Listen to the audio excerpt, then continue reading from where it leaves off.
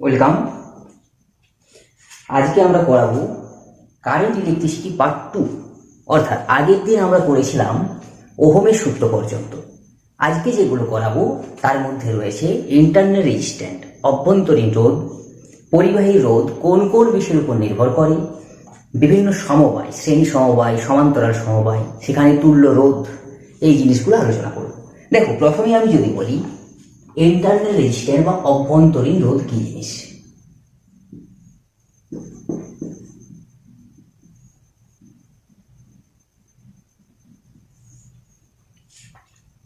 তড়িৎ কোষের, আমরা তড়িৎ কোষ পড়েছি, এই তড়িৎ কোষের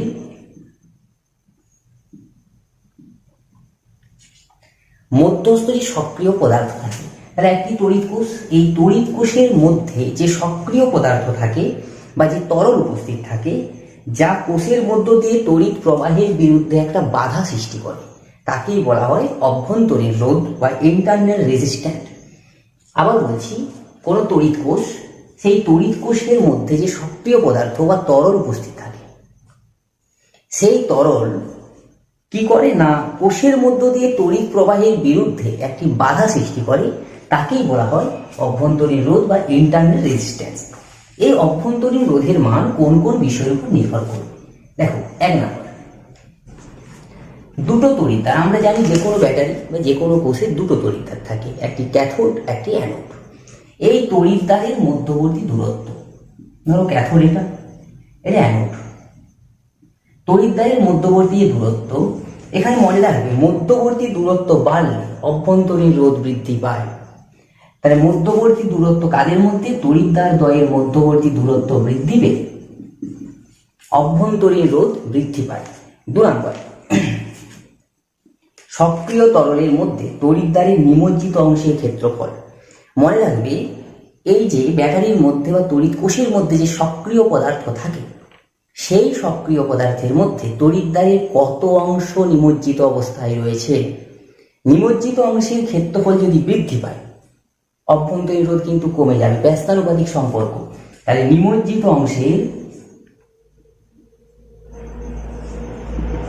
অংশের ক্ষেত্রফল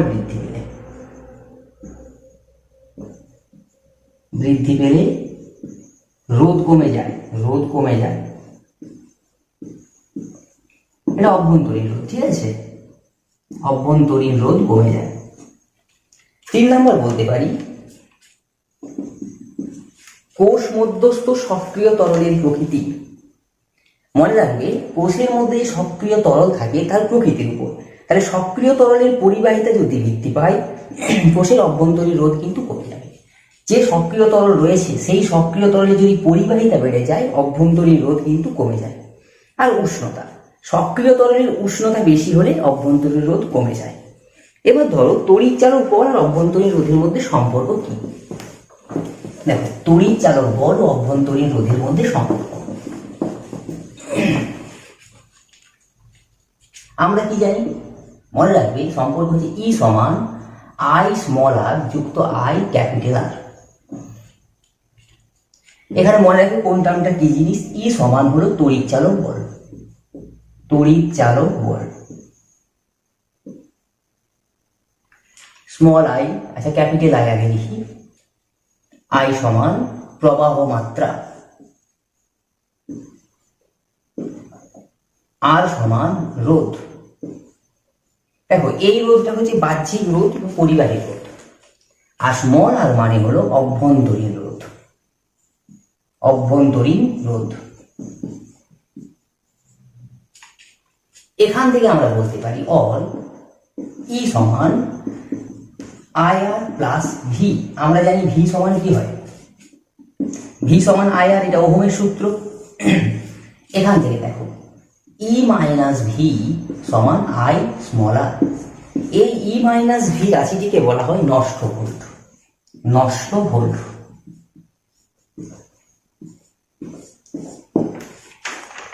দেখো, অভ্যন্তরীণ রোধের কারণে সংযুক্ত বর্তনীতে কোষের তড়িৎদ্বার দ্বয়ের বিভব পার্থক্য কত কমে যাচ্ছে? ই মাইনাস ভি পরিমাণ বিভব পার্থক্য কমে যাচ্ছে। এর কারণে একে বলা হয় নষ্ট ভোল্ট।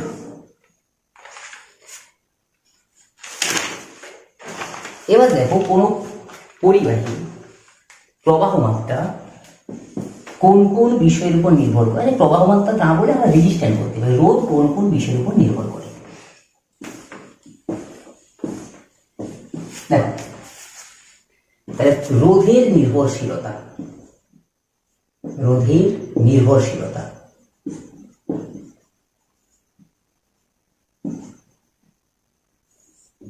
এক নাম্বার বলতে পারি রোধ দৈর্ঘ্যের সঙ্গে সমানুপাতিক, অর্থাৎ পরিবাহী তারটির দৈর্ঘ্য যত বেশি হবে, পরিবাহী তারের দৈর্ঘ্য যত বেশি হবে রোধ তত বৃদ্ধি পায়।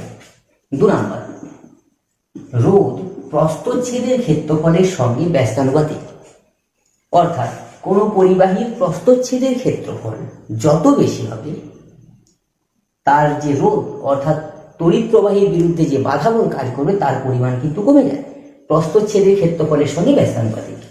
এবার ধরো এছাড়াও যদি নির্ভরশীলতা আমরা দেখি 3 নাম্বার বলতে পারি উপাদান। বিভিন্ন পদার্থের ক্ষেত্রে রোধের মান ভিন্ন ভিন্ন, বিভিন্ন উপাদানের পদার্থের ক্ষেত্রে রোধের মান ভিন্ন ভিন্ন। যেমন আমরা সব থেকে ভালো তড়িতের পরিবাহী বলতে পারি কাকে, রূপকে। রূপর পর রয়েছে ধরো আমরা অ্যালুমিনিয়াম, তামা এগুলোকে বলতে পারি। 4 নাম্বার যদি বলি উষ্ণতার উপর, উষ্ণতা, তাহলে মেনলি রোধ হচ্ছে 4টে জিনিসের উপর নির্ভর করে। আচ্ছা উষ্ণতার উপর কিভাবে নির্ভর করে দেখো, মনে রাখবে কোনো পরিবাহী, ধাতব পরিবাহী বা কোনো পরিবাহীর ক্ষেত্রে উষ্ণতা বৃদ্ধিতে রোধ বেড়ে যায়, উষ্ণতা বৃদ্ধিতে রোধ বেড়ে যায়। আচ্ছা কেন এটা হয়? আমাদের মনে হতে পারে যে উষ্ণতা বাড়লে রোধ না বৃদ্ধি পেয়ে কমে যাওয়া উচিত ছিল, বেশি তড়িৎ প্রবাহ হওয়ার কথা ছিল, কিন্তু কি ঘটনা ঘটে দেখো, আমরা কি জানি কোনো পরিবাহী মানে পরিবাহী পৃষ্ঠে কি অবস্থান করে, মুক্ত ইলেকট্রন, ধরো মুক্ত ইলেকট্রন অবস্থান করে, ফ্রি ইলেকট্রন বলতে পারি, ইলেকট্রন। তড়িৎ প্রবাহ মানে কি? তড়িৎ প্রবাহ মানে মুক্ত ইলেকট্রনের প্রবাহ। মনে রাখবে মুক্ত ইলেকট্রনের প্রবাহ যেদিকে হবে তড়িৎ প্রবাহ তার বিপরীত দিকে হবে।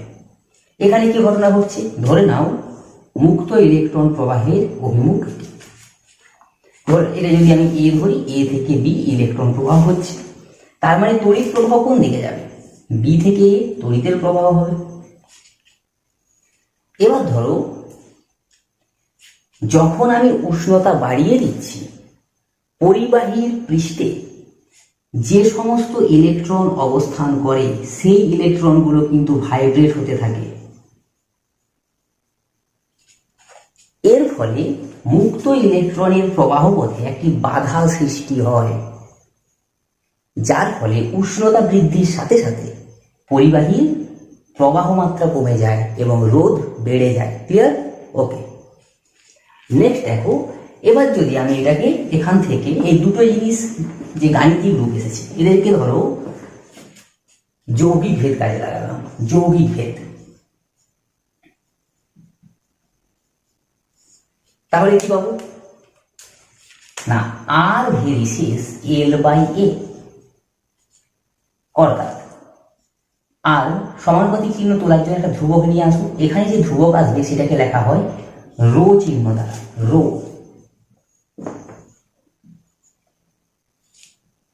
এল বাই এ। মনে রাখবে এই রো হলো রোধাঙ্ক,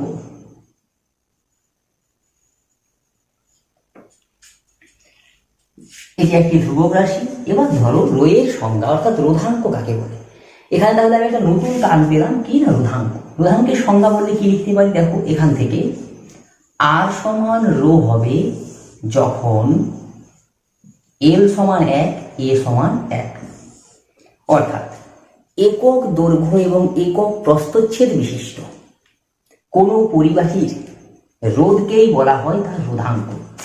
আবার বলছি, একক দৈর্ঘ্য এবং একক প্রস্থচ্ছেদ বিশিষ্ট কোনো পরিবাহী রোধকেই বলা হবে তার রোধাঙ্ক। এবার ধরে রোধাঙ্কের একক হল, যদি রোধাঙ্কের একক বলে সিজিএস হবে, আমি লিখতে পারি রো সমান আর এ বাই এল। ইউনিট দেখতে গেলে কি আসবে, আর এর একক ওহম, সেমি স্কোয়ার বাই সেমি। সেমি সেমি স্কোয়ার কেটে একটা সেমি পড়ে থাকে, হয়ে গেল ওহম সেমি। রোধাঙ্কের সিজিএস একক হলো ওহম সেমি। তাহলে এসআই একক কি হবে? এসআই একক হলো অবশ্যই ওহম মিটার। ওহম মিটার, এটি হলো রোধাঙ্কের এসআই একক। এবার ধরো পরিবাহিতাঙ্ক। দেখো পরিবাহিতাঙ্ক কি জিনিস।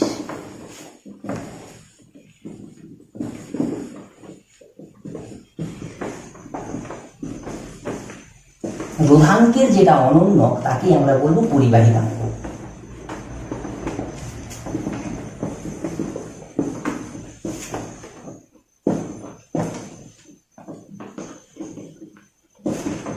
ওটা ঠিকঠাক মুছছে না যে। আচ্ছা ঠিক আছে, দেখো দেখো পরিবাহিতাঙ্ক কি জিনিস? রোধাঙ্কের অনন্যক তাকে বলবো পরিবাহিতাঙ্ক।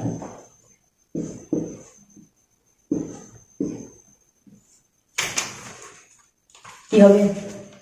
পরিবাহিতাঙ্ককে লেখা হয় সিগমা চিহ্ন দ্বারা, সিগমা সমান 1/ρ।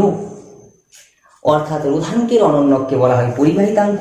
এর একক যদি দেখি সিজিএস একক, ohm to the power -1 centimetre to the power -1, ohm to the power -1 centimetre to the power -1, অথবা ওহম ইনভার্সকে লেখা হয় mho, MHO, mho semi inverse, semi to the power -1। SI একক যদি দেখি ohm to the power -1 metre to the power -1, অথবা মো metre to the power -1। এবার যদি বলে আমাদের রোধের মাত্রা, রোধের মাত্রা এটা মনে রাখবে। রোধের মাত্রা কত হবে? ml square T to the power -3 i to the power -2, ml square T to the power -3 i to the power -2। এবার দেখো আমরা যে সমস্ত পদার্থ লিখেছি, পরিবাহী, অন্তরক বা উপরিবাহী বলতে পারি, এবং অর্ধপরিবাহী। দেখো পরিবাহী কাদের বলবো? পরিবাহীর ক্ষেত্রে যে সমস্ত পদার্থের মধ্য দিয়ে খুব সহজেই তড়িৎ পরিবহন হয় তারাই হচ্ছে তড়িতের পরিবাহী, যেমন ধাতব পদার্থ। এবং মনে রাখবে ধাতব পদার্থ মানে তার উপরের পৃষ্ঠে কি থাকবে? মুক্ত ইলেকট্রন অবস্থান করবে। যদি আমরা অন্তরক দেখি যার মধ্য দিয়ে সাধারণত তড়িৎ প্রবাহ হয় না, যেমন কাঠ, কাঁচ, কাগজ এগুলো। আর অর্ধপরিবাহী মানে কিছু পরিমাণ তড়িৎ প্রবাহ হবে। জার্মেনিয়াম, সিলিকন এগুলো মনে রাখবে। একটা চ্যাপ্টার রয়েছে পরবর্তীকালে তোমাদের অর্ধপরিবাহী, সেমিকন্ডাক্টর 12-এ আছে। হ্যাঁ দেখো জার্মেনিয়াম, সিলিকন এগুলি অর্ধপরিবাহীর উদাহরণ, মনে রাখবে এটা।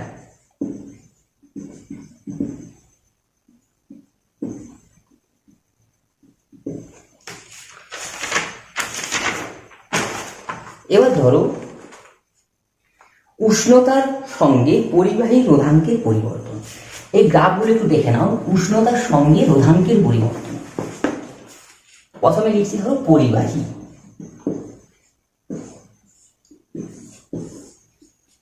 এদিকে রোধাঙ্ক রো, উষ্ণতা কে ফরম্যাটে, কেলভিন উষ্ণতা। গ্রাফটা হয় এরকম। অর্থাৎ পরিবাহী ক্ষেত্রে উষ্ণতা বৃদ্ধিতে রোধাঙ্ক বৃদ্ধি পায়। তাহলে উষ্ণতা যখন ইনক্রিজ করছে রোধাঙ্ক কিন্তু ইনক্রিজ করছে, বেড়ে যাচ্ছে, সমানুপাতিক সম্পর্ক। এবার ধরো আমি যদি কোনো অর্ধপরিবাহী নিই, অর্ধপরিবাহী ক্ষেত্রে গ্রাফ কেমন আছে? এটা অর্ধপরিবাহী ক্ষেত্রে আছে। আমি খুব ইম্পর্টেন্ট, এটা মনে রাখবে। অর্ধপরিবাহীর ক্ষেত্রে উষ্ণতা বাড়লে রোধাঙ্কের মান কিন্তু কমে যাবে। এর গ্রাফ কিন্তু এটা, এটা রোধাঙ্ক ধরো রো, রো, আর এদিকে হলো উষ্ণতা। অর্ধপরিবাহীর ক্ষেত্রে উষ্ণতা বৃদ্ধিতে রোধাঙ্কের মান কিন্তু কমে যায়। এবার যদি আমরা কোনো কারণে অতি পরিবাহী বলে দেয়, দেখো অতি পরিবাহী মানে সুপার কন্ডাক্টর। সুপার কন্ডাক্টরের মেইন ক্রাইটেরিয়া হচ্ছে মোটামুটি ভাবে পরম শূন্য উষ্ণতার কাছাকাছি দেখা যায় যদি কোনো রেজিস্ট্যান্স বা বাধা না থাকে, তখন সেটাকে আমরা বলি অতি পরিবাহী। এক্ষেত্রে গ্রাফটা মোটামুটি মনে রাখবে এরকম। দেখো এটা অতি পরিবাহী ক্ষেত্রে আছি আমি। সুপার কন্ডাক্টর,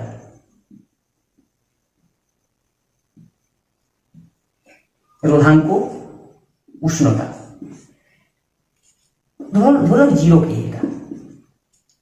এটা 1, 2K, 3K, 4K এরকম করে রয়েছে এদিকে। দেখা যায় মোটামুটি ভাবে 0 ডিগ্রি বা 0K এর কাছাকাছি রোধাঙ্ক কিন্তু 0 হয়ে যায়, অর্থাৎ কোনো রোধ থাকে না, বাধা থাকে না। মুক্ত ইলেকট্রনগুলো এক প্রান্ত থেকে অপর প্রান্তে ফ্রিলি মুভমেন্ট করতে পারে, ফ্রিলি এক জায়গা থেকে অন্য জায়গায় যেতে পারে, এখানে কোনো বাধা থাকবে না। মোটামুটি ভাবে বলতে পারো পরম শূন্য উষ্ণতার কাছাকাছি। দেখো এক্ষেত্রে গ্রাফটা হয়ে যায় এই টাইপের একটি গ্রাফ তৈরি হয়। দেখো এবার আমি রোধের সমবায়ে চলে যাবো। রোধের সমবায়, আচ্ছা সমবায় মানে দেখো বিভিন্ন রোধকে আমরা কিভাবে যুক্ত করব। গৃহবর্ধনীতে যে সমস্ত যন্ত্রপাতি ব্যবহার করি, ধরুন ইলেকট্রিক বাল্ব, ফ্রিজ, রেফ্রিজারেটর থেকে শুরু করে টিভি, এগুলো কোন সমবায়ে যুক্ত থাকে? এগুলো সব রাখা হবে সমান্তরাল সমবায়। আর শ্রেণী সমবায় কোনটাকে রাখা হয়? মনে রাখবে ফিউজ তার রাখা হবে শ্রেণী সমবায়। কেন রাখা হবে? দেখো আগে আমরা দেখে নিই সমান্তরাল সমবায় কি জিনিস, শ্রেণী সমবায় কি জিনিস।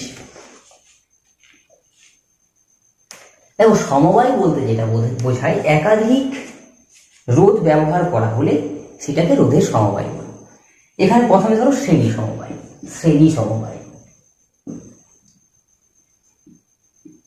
দেখো শ্রেণী সমবায় এই একটা রেজিস্ট্যান্ট, ধরো এটা R1, এ একটি R2, এ R3, কিভাবে যুক্ত হচ্ছে দেখো এর মধ্য দিয়ে কারেন্ট যাচ্ছে। এখানে দেখতে পাচ্ছি আমরা একটি রোধের, এটা ধরো প্রথম প্রান্ত, এটা হচ্ছে শেষ প্রান্ত বি। দ্বিতীয় রোধের আবার এটা প্রথম প্রান্ত, এটা হচ্ছে শেষ প্রান্ত। তৃতীয় রোধের এটা প্রথম প্রান্ত, এটা হচ্ছে শেষ প্রান্ত। তার মানে একটি রোধের প্রথম প্রান্ত অপর রোধের শেষ প্রান্তের সঙ্গে যদি যুক্ত থাকে তখন সেই বর্তনী তাকেই বলবো সমবায়, সেটা হচ্ছে শ্রেণী সমবায়। দেখো এখানে শ্রেণী সমবায় আমরা কি পাচ্ছি? এ বিন্দুতে বিভব প্রভেদ যদি ভিএম হয়, নিশ্চয়ই বি বিন্দুতে বিভব প্রভেদ মানে বিভব প্রভেদ বলবো না, বিভব ভিএ থাকবে না, এখানে হয়ে গেল কত? ভিবি। সিতে বিভব ধরে নাও ভিসি, আর ডিতে ভিডি। কারেন্ট ফ্লো যদি এদিকে হয়, কারেন্ট কত যাচ্ছে? আই পরিমাণ কারেন্ট যাচ্ছে সবগুলোর মধ্য দিয়ে। তাহলে শ্রেণী সমবায়ের যে বৈশিষ্ট্য, প্রতিটি রোধের মধ্য দিয়ে সমান পরিমাণ কারেন্ট প্রবাহিত হবে, সমান পরিমাণ কারেন্ট তড়িৎ প্রবাহিত হয়।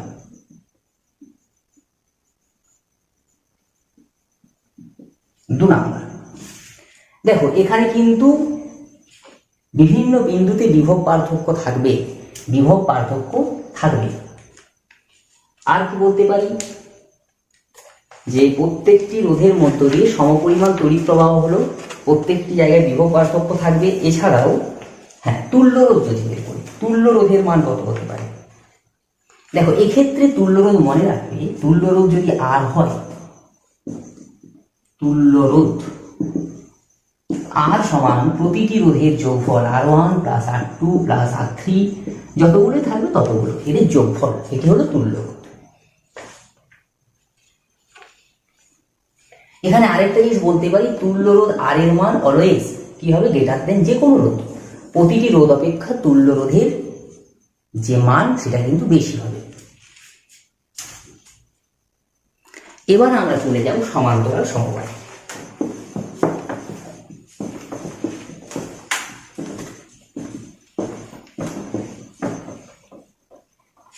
দেখো সমান্তরাল সমবায়টা কি জিনিস?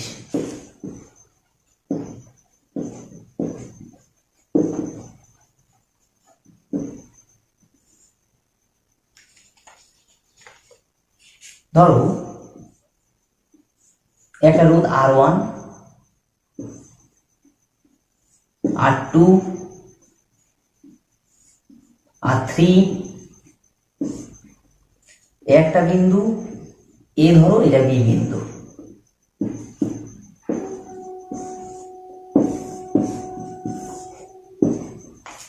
আই পরিমাণ কারেন্ট যাচ্ছিল, এখানে আই।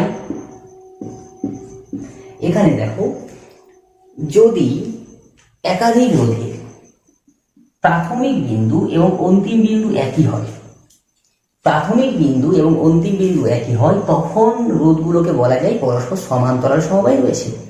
তাহলে আমি বলতে পারি, দেখো এখানে ধরে নাও বিভব VA, এখানে বিভব হলো VB, তাহলে বিভব পার্থক্য কত হবে? VA minus VB। প্রতিটি রোধের কিন্তু বিভব পার্থক্য সমান হবে। সমান্তরাল সমবায়ের মেন ক্রাইটেরিয়া হলো প্রতিটি রোধের বিভব পার্থক্য সমান হবে। 2 নাম্বার, এখানে দেখো I পরিমাণ কারেন্ট যাচ্ছিল, কিন্তু কারেন্ট এখন তিনটে রোধের মধ্য দিয়ে ভাগ হয়ে গেছে, I1, I2, I3। প্রবাহিত কারেন্টের পরিমাণ কিন্তু সমান হবে না, প্রবাহিত কারেন্টের পরিমাণ ভিন্ন ভিন্ন হবে। এখানে মনে রাখবে, যখন আমরা সমান্তরাল সমবায়ে তুল্য রোধ বের করব, যদি আমি তুল্য রোধকে RP লিখি, এটা তুল্য রোধ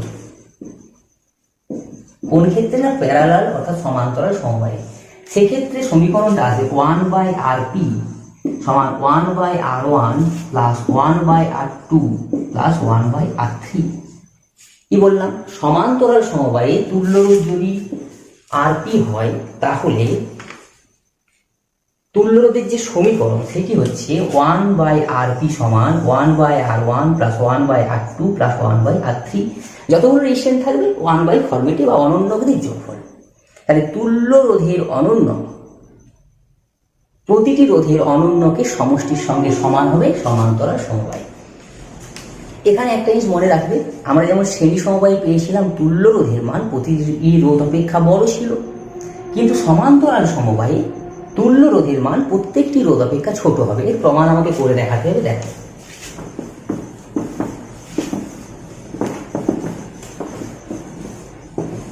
দেখো তুল্য রোধ নির্ণয়ের বেশ কিছু অঙ্ক আছে, অনেক সার্কিট দেওয়া থাকে, সেখান থেকে তুল্য রোধ বের করতে হবে। আমি 2-1টা করে দেবো তোমাদের জন্য।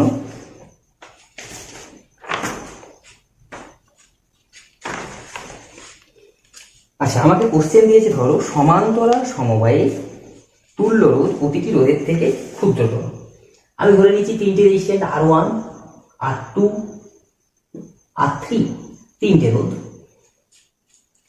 এদের মধ্যে ধরো R1টা সব থেকে ছোট, R1 হচ্ছে ক্ষুদ্রতম। তাহলে এখান থেকে আমি বলতে পারি, দেখো সমান্তরাল সমবায়ে যদি রোধগুলো যুক্ত থাকে, সমান্তরাল সমবায়, সেক্ষেত্রে লিখতে পারি 1/RP সমান 1/R1 যুক্ত 1/R2 যুক্ত 1/R3, or 1/RP সমান 1/R1 যুক্ত X ধরে নিলাম। আচ্ছা, X এখানে কি জিনিস? X ধরো এই যে টার্মটা, এটাকে X ধরে নাও, তাহলে X সমান 1/R2 যুক্ত 1/R3। এটা অবশ্যই একটি পজিটিভ কোয়ান্টিটি হবে, ধনাত্মক রাশি। যদি X পজিটিভ কোয়ান্টিটি হয়, তার মানে আমি বলতে পারি, দেখো 1/RP is greater than 1/R1। 1/RP যদি 1/R1 এর থেকে বড় হয়, সেক্ষেত্রে or R1 is greater than RP হবে। অর্থাৎ R1 এর মান, ক্ষুদ্রতম যে রোধ তার মান সমান্তরাল সমবায়ে তুল্য রোধ অপেক্ষা বৃহত্তম। আচ্ছা, নেক্সট আরেকটা কোশ্চেন পরে, সেটা হচ্ছে n সংখ্যক রোধ শ্রেণী সমবায় এবং সমান্তরাল সমবায়ে যুক্ত করা রয়েছে। n সংখ্যক রোধ শ্রেণী সমবায় এবং সমান্তরাল সমবায়ে যুক্ত করা রয়েছে, তুল্য রোধের অনুপাত নির্ণয় করে।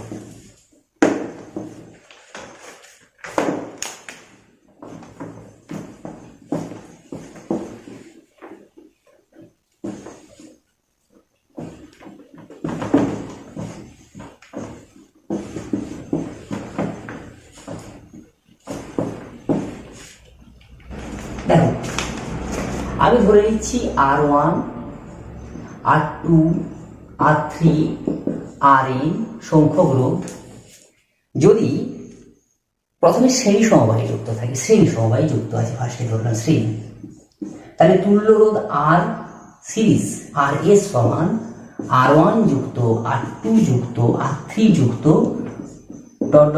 Rn। এবার ধরো কোশ্চেনে আমাকে দেওয়া আছে যে প্রতিটি রোধ কিন্তু সমান, প্রতিটি রোধ কিন্তু সমান, তার মানে বলতে পারি যদি এরকম হয় R1 সমান R2 সমান R3 সমান Rn সমান আমি R ধরে নিলাম, কি হবে? অতএব Rs সমান n ইন্টু R। এটা ধরো 1 নম্বর। এবার ধরো সমপরিমাণ n সংখ্যক রোধ শ্রেণী সমবায় হয়েছে, সমান্তরাল সমবায় যুক্ত আছে। সমান্তরাল সমবায়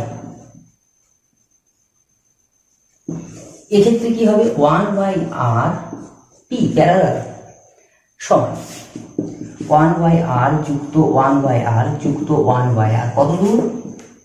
n সংখ্যক, তার মানে আমি বলতে পারি n/r। এটাকে লিখে নাও, তাহলে এই ক্ষেত্রে এখান থেকে করতে পারি, দেখো 1/rp সমান n/r।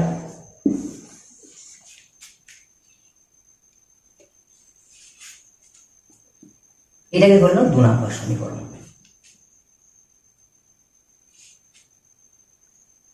আচ্ছা এটাকে ঠিক আছে, একটু চেঞ্জ করে নিচ্ছি। এখান থেকে rp সমান কি লিখতে পারি?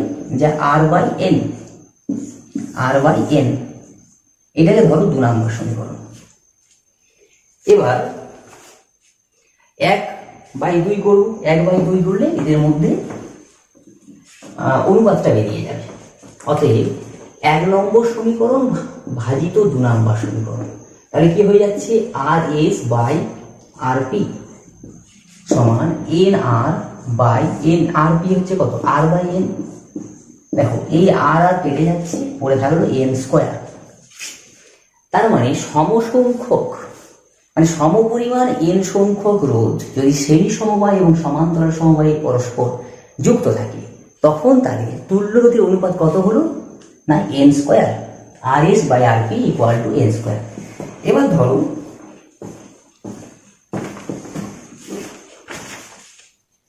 কয়েকটা সার্কিটে আমি একটু সলভ করে নেবো, তারপর জুলের সূত্র করাবো আজকে।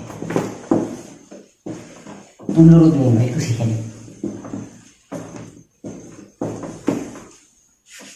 ধর একটা সার্কিট রয়েছে,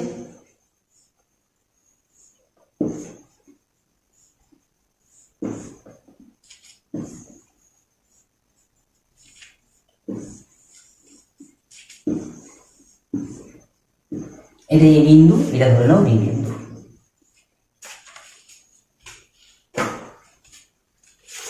প্রতিটি রোধের মান দেওয়া আছে, ধরে নাও 3/5 লিখছি, 5 ওহম। প্রত্যেকটি রোধের মান 5 ওহম। তাহলে তুল্য রোধ আর ও এবি বের করতে দিয়েছে। কিভাবে বের করবো? দেখো এই যে সার্কিট, প্রথমে আমাকে বের করতে হবে এই দুটো কিসে রয়েছে? শ্রেণী সমবায়ে। তাহলে এই দুটোর জন্য কত হয়ে যাচ্ছে? এই দুটো 5+5 শ্রেণী সমবায় যোগ হয়ে যায়, মানে 10। এই দুটোর জন্য কত? আবার এই দুটো শ্রেণী সমবায়, এখানে 10 ওহম আসছে, এটার জন্য 10 ওহম, এই দুটোর জন্য 10 ওহম। এবার দেখো 3টে 10 ওহম পরস্পর সমান্তরাল সমবায় রয়েছে। তার মানে বলতে পারি 1/r ও এবি সমান 1/10 যুক্ত 1/10 যুক্ত 1/10। তার মানে এলো কত? 3/10।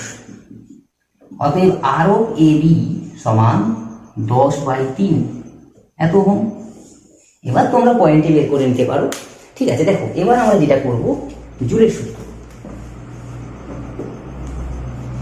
জুলের সূত্র হচ্ছে তড়িৎ প্রবাহের তাপীয় ফল সংক্রান্ত একটা সূত্র। আমরা কি জানি? যখন কোনো পরিবাহীর মধ্য দিয়ে তড়িৎ প্রবাহ হয়, তখন সেই পরিবাহীতে তাপ উৎপন্ন হবে। দেখো যদি বলে কেন তাপ উৎপন্ন হয়, না যখন পরিবাহী তড়িৎ প্রবাহ হয় তখন পরিবাহীতে মুক্ত ইলেকট্রনের প্রবাহ ঘটে। এবার ধরো মুক্ত ইলেকট্রনের গুলি পরিবাহীর মধ্যে থাকা অণুর সঙ্গে সংঘর্ষ হয়। এবার সংঘর্ষ হওয়ার ফলে গতিশক্তি কি হবে?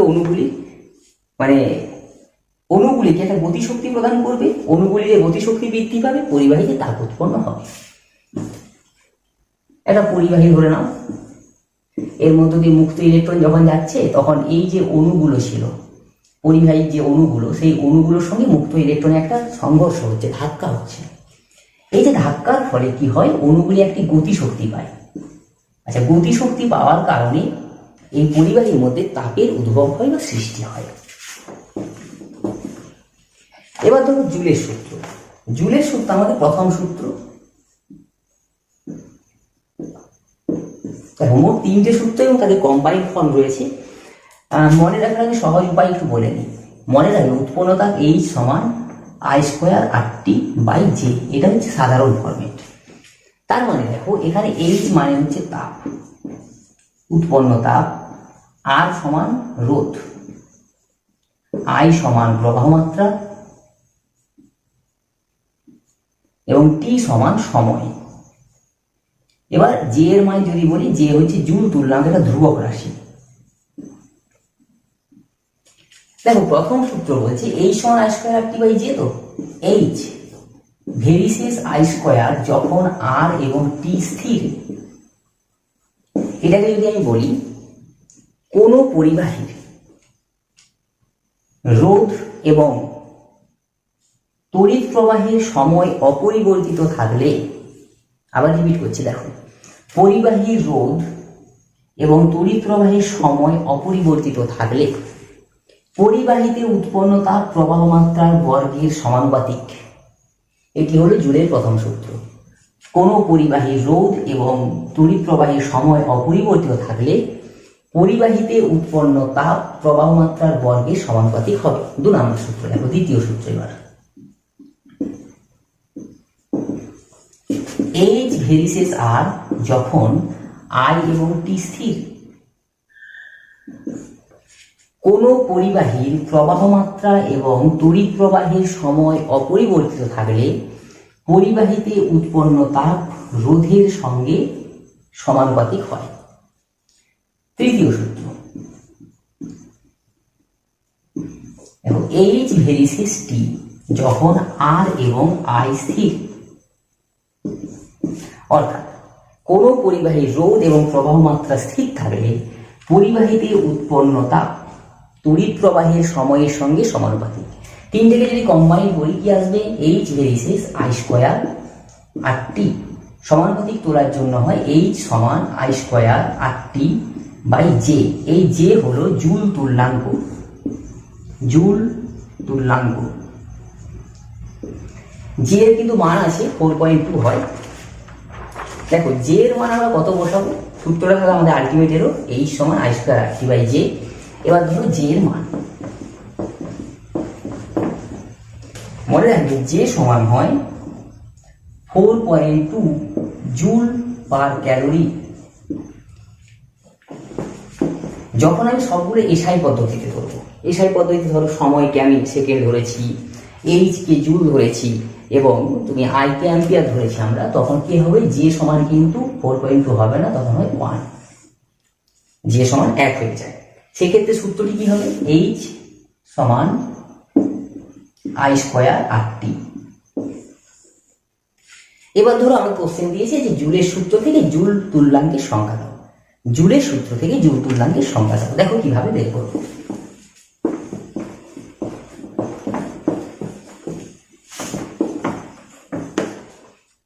জুলের সূত্র কি ছিল? H সমান I²RT/J।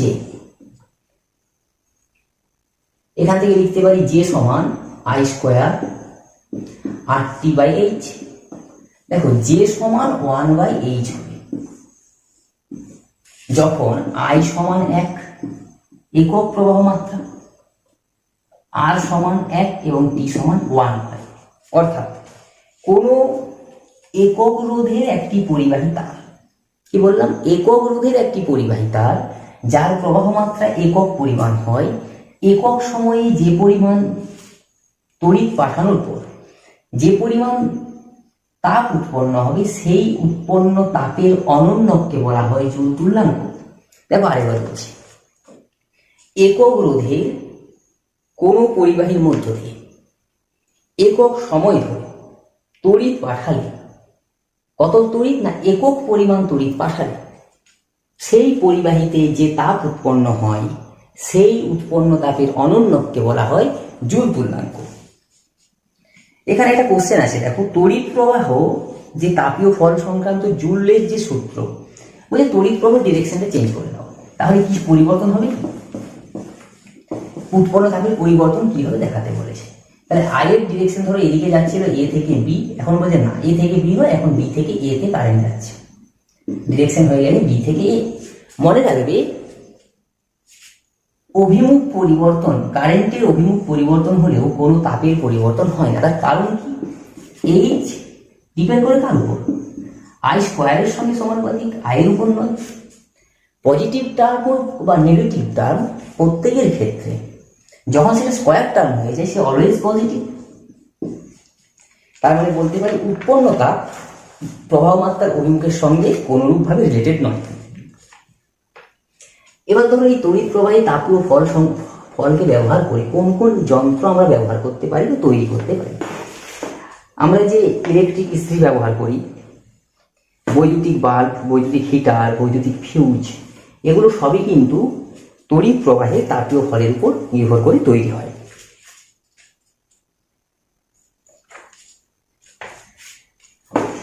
আচ্ছা ঠিক আছে, আজকে এতটাই থাক, পরের ক্লাসে আমরা আলোচনা করব অবশিষ্ট যেটুকু রইল। নাইট্রোন তার রয়েছে, তোমাদের ফিউজ তার রয়েছে, ফিউজ তারের কার্যনীতি। আচ্ছা, বৈদ্যুতিক মোটর রয়েছে, ম্যাগনেটিক ইন্ডাকশন আছে, বৈদ্যুতিক মোটর, তাছাড়াও বার্লো চক্র আছে, ডায়নামো রয়েছে। এখনও 2টো ক্লাস লাগবে আশা করা যাচ্ছে। ঠিক আছে, তোমরা পড়াশোনা করো আর চ্যানেলটাকে সাবস্ক্রাইব করো, লাইক করো, বন্ধুদের মধ্যে শেয়ার করো। ওকে, গুড নাইট, আবার দেখা হবে নেক্সট ক্লাসে।